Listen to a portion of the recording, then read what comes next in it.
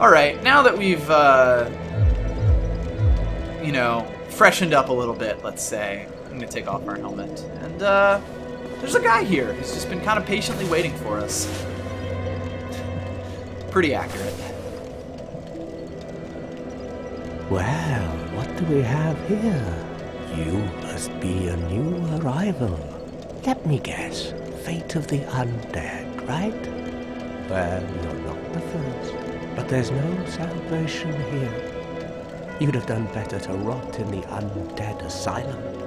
But too late now. Well, since you're here, let me help you out. There are, actually, 2 bells of awakening. One's up above in the undead church.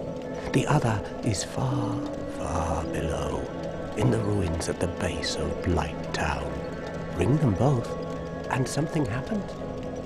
Brilliant, right? Not much to go on, but I have a feeling that won't stop you. So, off you go.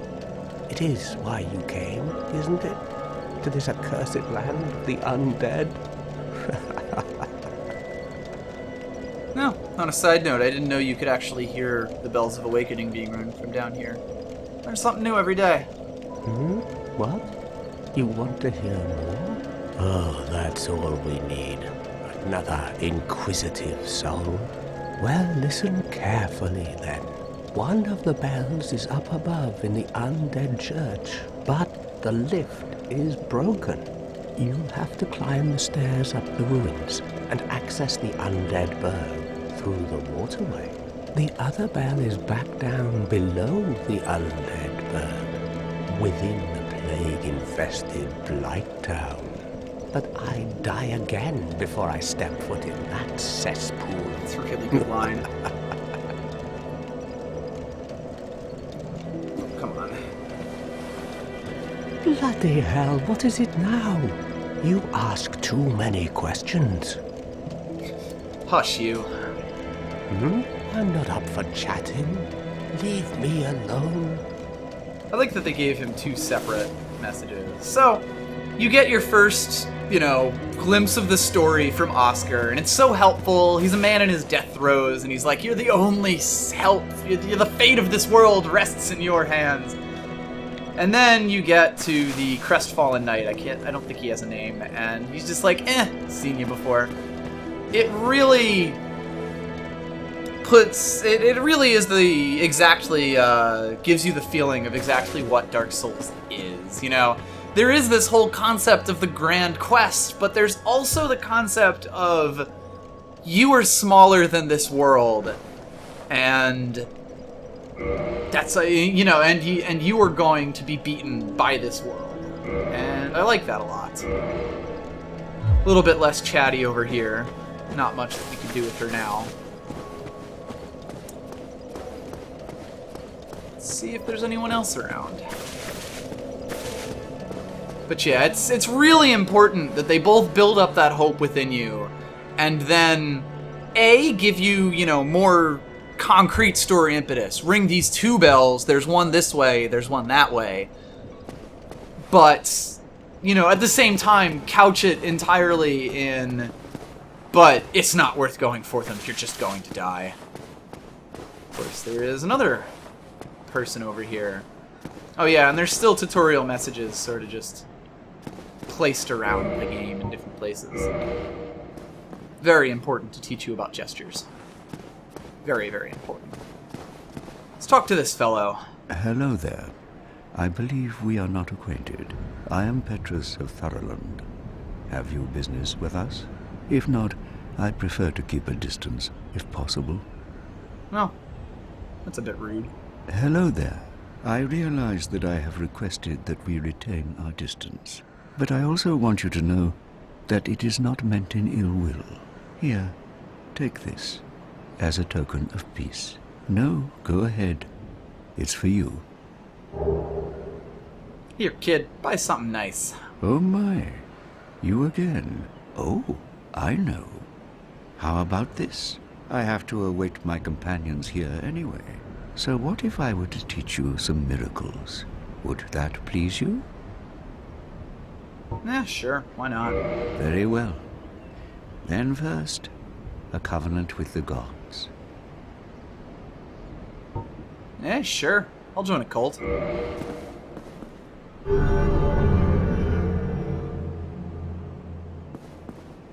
That was an interesting set of interactions where pressing A, where the item still showed up. Now let me share my miracles.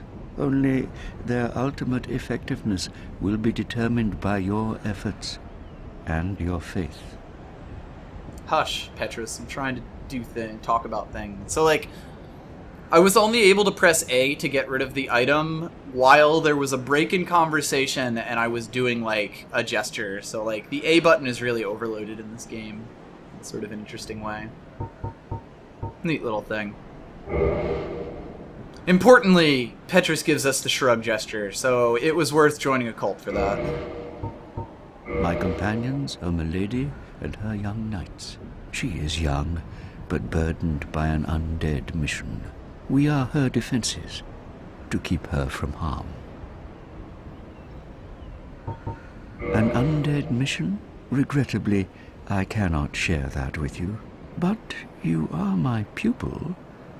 Perhaps if you show your faith. This... Well, we don't really have them, so I guess this decision is made for us. I'm afraid that may be difficult, for our missions are sacred. Can't remember if you get that choice again, but, I'm afraid that may... yeah, I don't know. Come again. The effectiveness of the teachings depend upon your faith. Leanne was never really the faithful type.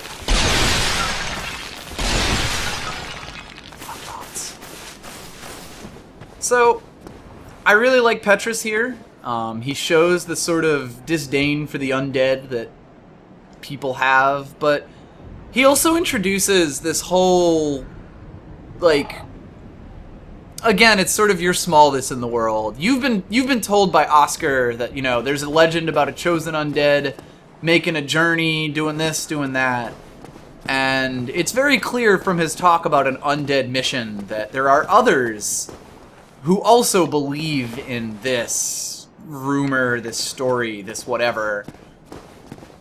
And you're not the only one making this quest, you know? Even, like, people from the Undead Asylum, from whatever land that you happen to come from, aren't the only ones doing this. The outside world is also all in on this rumor because, shit, it's basically their only help.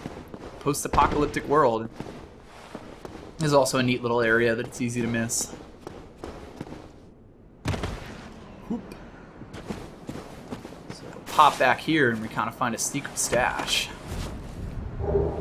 Some homeward bones. A morning star and a talisman. And there's something kind of interesting about that because the only people we know associated with those items right now are Petrus. Especially because there's some cracked red-eye orbs in this chest.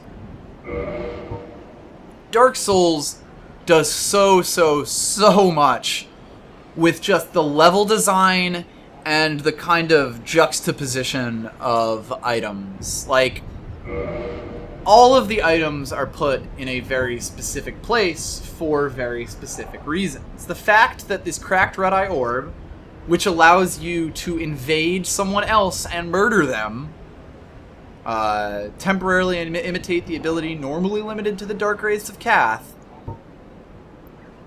and the fact that this is next to a chest with items that we associate with Petrus of Thorland is very, very important. Does this have anything? More barbaric cleric weapons. It even mentions it's a cleric weapon. It's also, you get the talisman, which is, of course, for casting. It is what helps you cast miracles. The spell system in this game is also pretty obtuse. Go figure. And you know, the fact that it's basically like right next to Petrus, he's right through this wall, basically, is kind of meant to tell you a little something about Petrus of Thorland. We'll see. There's also a Lloyd's Talisman, which prevents you from using Estus and also other players from using Estus. It's nice. It's useful. Whee! Also a bit of a dick move here to put you right by the spooky, scary skeletons if you happen to find this. Alright. I think it would be easiest for me to try to do some combat equipping. I am holding the button I shouldn't be holding. Alright.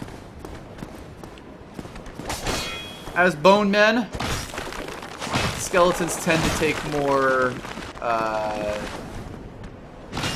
damage like this. And it's also, you're more likely to stagger them and just knock them the fuck apart. That said, if you happen to try to go into the graveyard at first, this is a very strong indication that no, don't do that. Please don't do that. Ow. Oh dear.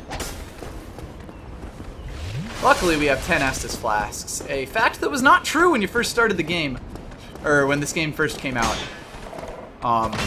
That's because the bonfire at Firelink Shrine is kindled, and the whole, like, various bonfires being kindled at the start of the game was not true on this game's original release. I believe that may have been changed before the Prepare to Die edition came out on PC, but... Whee!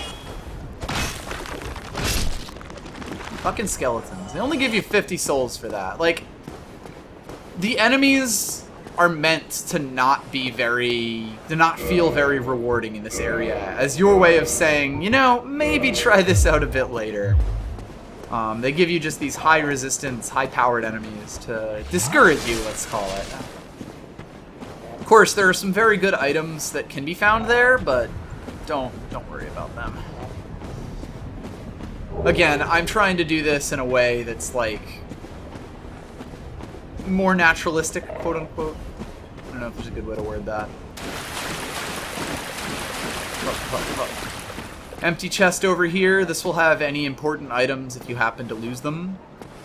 This is very clearly a sort of like church or temple structure. And up here on the altar we have a lady with a child sitting on a branch.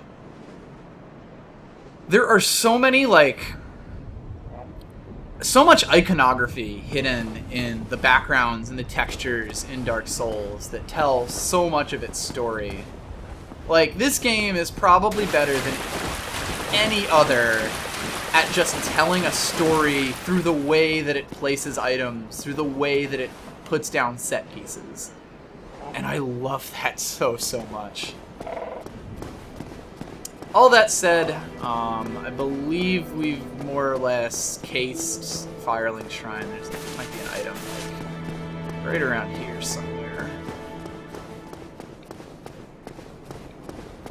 Is there not? I could have sworn that there was something like right here. Some fire bombs. Will potentially prove quite useful. We've also filled this up. One weird sort of gameplay design is that if you have empty slots on your usable item thing and you find a new item, it will automatically be put on there. So me putting these away, we'll keep those homeward bones on. So there's the talisman. Yeah, there you go. Talisman utilized by Allfather Lloyd, proper noun. Allfather Lloyd's clerics knights to hunt down the undead. Blocks Estus recovery within a limited area. In the outside world, the undead are accursed creatures, and Lloyd's cleric knights are widely praised for their undead hunts. This blessed talisman blocks undead recovery, allowing the knights to fight with impunity. It gives you more of the, the game mentions in the opening cutscene that undead are hunted, round up, and thrown into the undead asylum. It just gives you more backstory on that, and it's again, there is so much flavor text in this game in the items, and so much of a story that it tells, and I love that. Fire bombs are just fire bombs; they're great. Don't say anything interesting. Bonfires are fueled. Oh yes, it does in fact say something very important. Bonfires are fueled by the bones of the undead. In rare cases, the strong urge of their previous owners to seek bonfires enchants their bones with an homeward instinct. That's beautiful text, and I love it, because you really don't know that any other way in this game without that item description, or without just looking at the fact that there is a pile of ash and a few bones just sitting in that bonfire. It's such a subtle thing, but it's so important. Like, it's kind of pivotal to the entire story.